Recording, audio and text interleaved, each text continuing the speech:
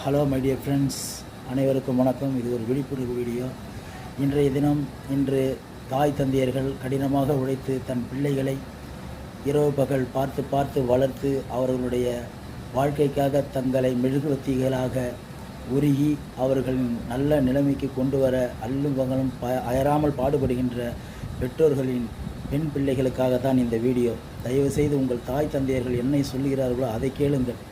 2 மாதத்திலே தன் ஆசை வார்த்தைகளை எல்லாம் கூறி பல விஷயங்களை எல்லாம் சொல்லி உங்கள் மனதை மயக்கி பெற்றோர்களிடத்திலிருந்தே பிரித்து சென்று அவர்கள் கள்ளத்தனமாக திருமணம் செய்கின்ற நிகழ்வெல்லாம் நடைபெற்று கொண்டிருக்கிறது.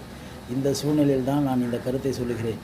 தயவுசெய்து எண்ணி பாருங்கள். உங்களுக்காக உங்கள் தந்தை தினமும் உங்களை பள்ளிக்கூட பருவத்திலிருந்து கல்லூரி வரைக்கும் உங்களை தினமும் கூட அழைத்து சென்று உங்களுக்காக உங்கள் படிப்புக்காக அவர்கள் அயராது உழைத்து உங்களை ஆளாக்கிய அந்த தாய் தந்தையர்களை ஒருபொழுதும் நீங்கள் மறவாதீர்கள். தாயை திறந்ததொரு கோயிலும் இல்லை, தந்தை சொல்லிக்க ஒரு மந்திரம் இல்லை.